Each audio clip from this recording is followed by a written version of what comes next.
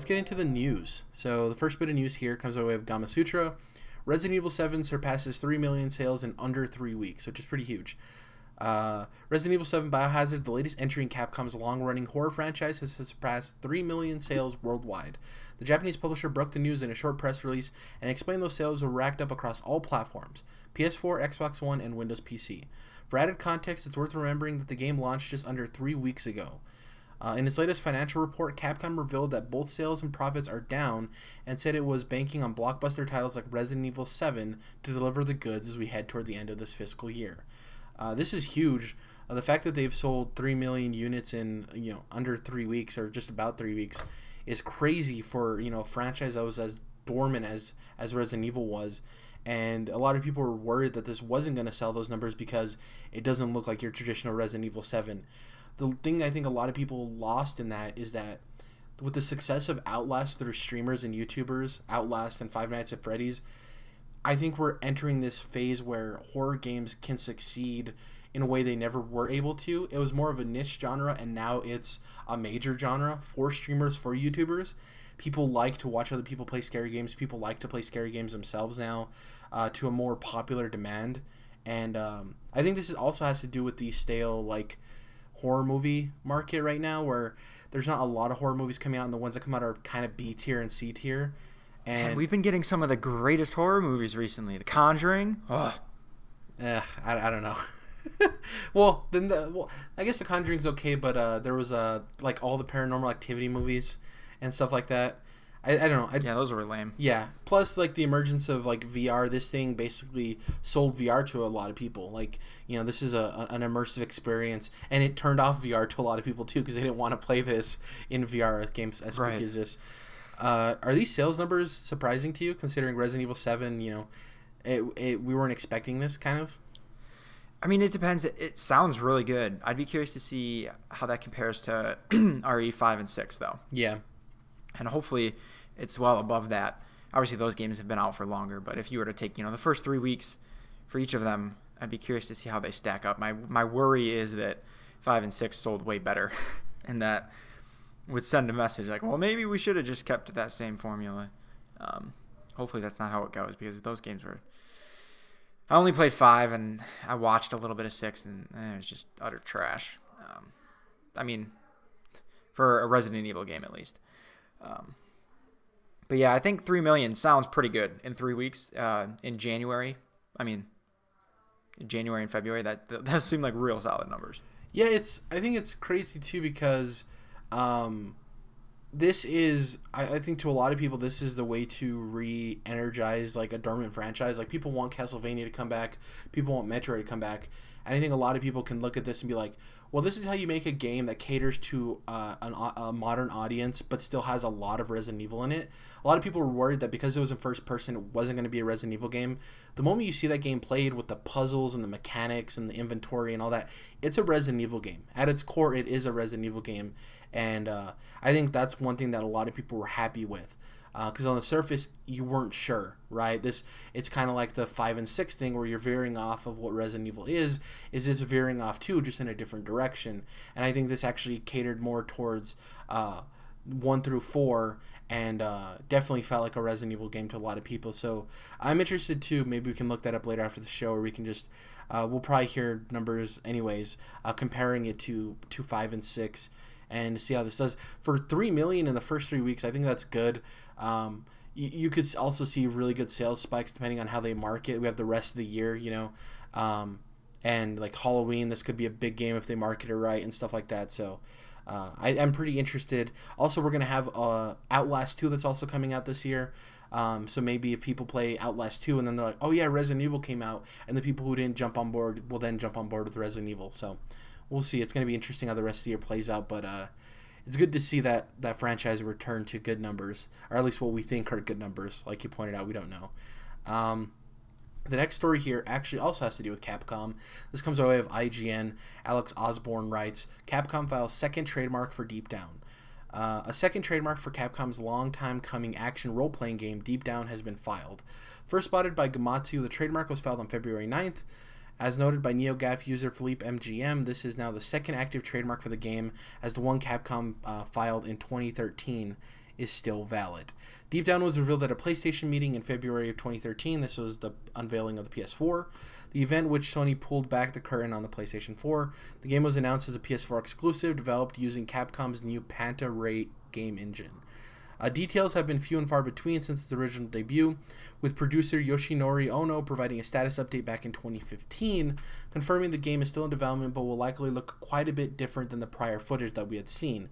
We're thinking about showing something that looks completely different from what previously shown, although it might be a while from now, he said. Perhaps E3 is the time? So, yeah, it's interesting that they would file the second trademark now. Do you think that this is something that we're going to be seeing at E3 for PlayStation's conference, or do you think this is something that is something that's set in motion for maybe an E3 a year from now or 2 years from now? Who the fuck knows? I mean, if you had asked me 2 days ago that question, I'd say this game has been canceled for a while. But now it just muddles it. 'Cause I have no idea. Are they just doing this kind of as a, well, it's still kicking around and we just want to keep an eye on it and make sure no one else, abs it up or something? Or has this, maybe gotten reworked, or they've been hard at it and like this is about to come out in fall 2017 and just blow us all away? I don't know anymore. Yeah, I have no idea. Me neither. The game looked really cool though. It looked very Soulsy.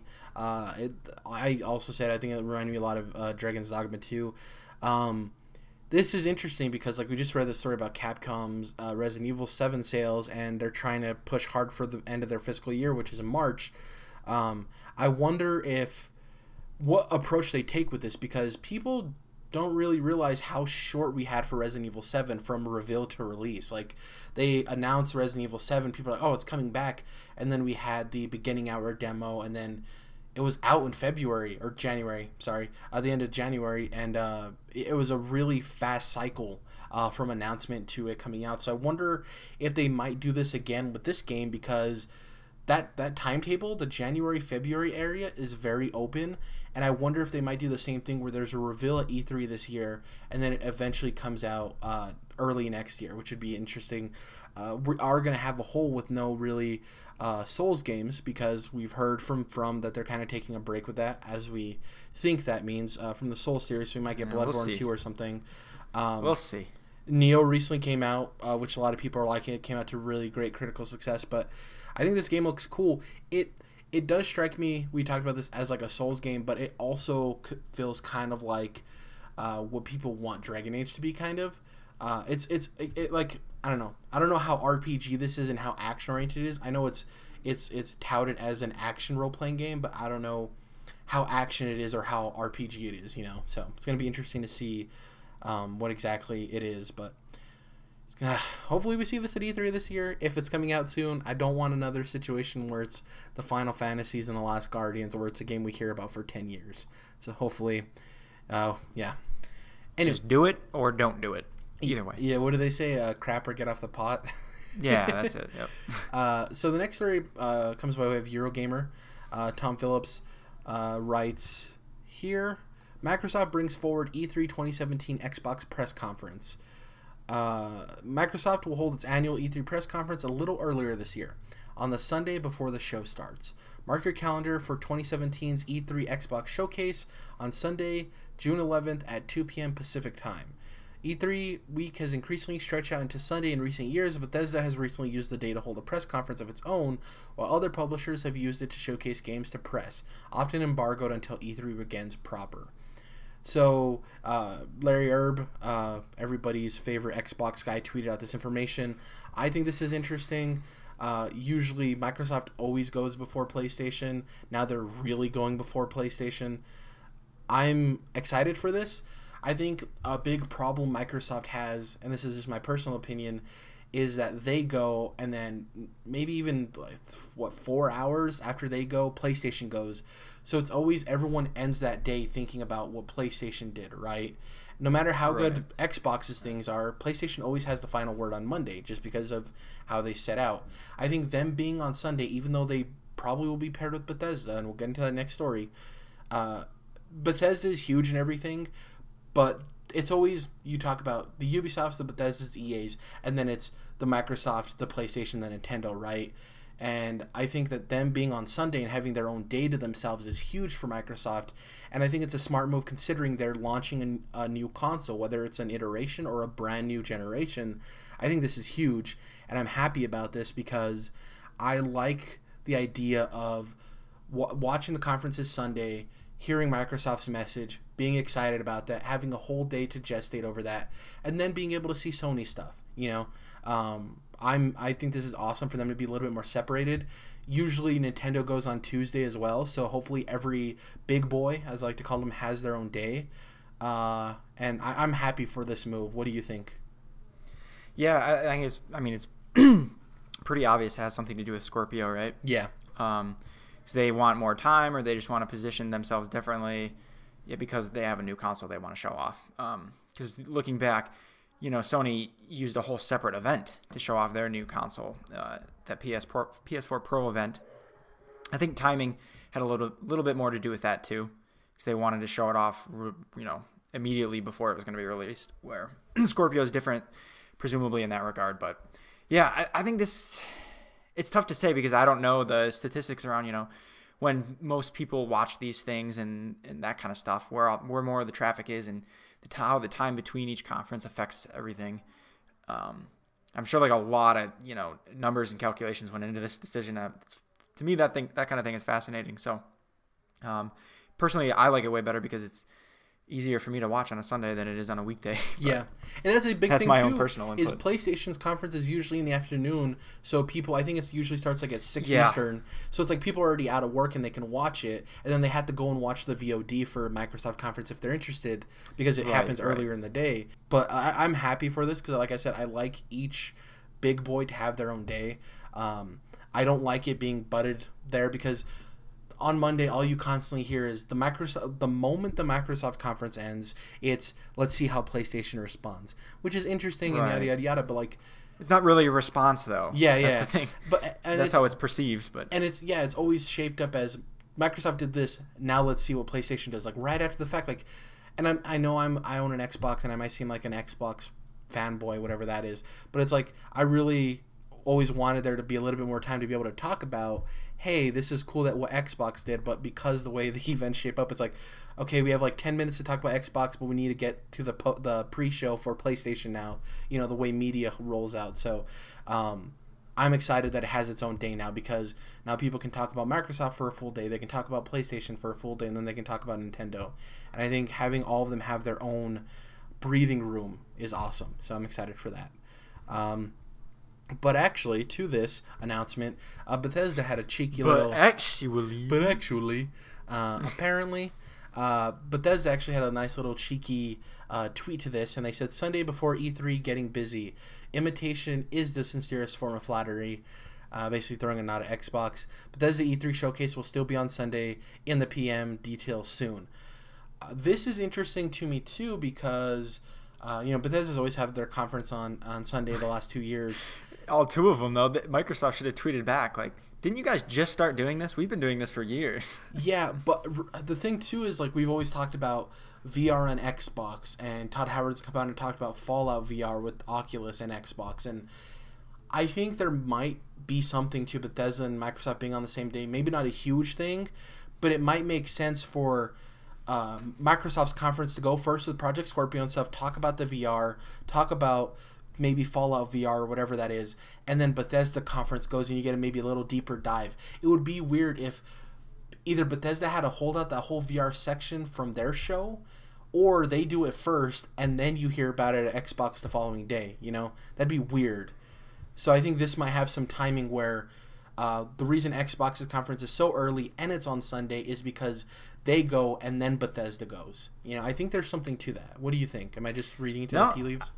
You might be onto something. Because previously I was thinking, well, Bethesda does tend to slightly lean towards Xbox, but not in any huge way. It's just they seem to, some of their games just don't run that well on PlayStation, that sort of thing. Yeah. But I can tell you one thing. Right now, assuming Halo 6 ends up coming to PC as well as Xbox, then I definitely won't ever, feel the need to buy an Xbox at any point, right? Yeah. But the one thing the one game, one feature that could make me go out and buy an Xbox as soon as I am able would be Fallout in VR. That doesn't matter. I don't care about anything. I want that. Yeah, that would be insane. It's weird to me that they would. The fact that they're both going the same day, Bethesda's going to be afterwards. We've heard all this stuff about VR and Oculus and Xbox. And from that messaging standpoint, it does make sense of like, well, Todd Howard would be put in the position of, well, do we talk about Fallout VR, but then they hear about it the next day at Scorpio, so we're talking about Scorpio before even Microsoft does? Yeah. And like, or do we not talk about it, but then they get a control of the messaging, which is cool because we like Microsoft, but we want to talk about it ourselves too because we're Bethesda. I think there's a reason for this, I think. And I might just be getting stir crazy and thinking of things that aren't there, but if it did happen, mark my words, I will have a hashtag saying I was correct.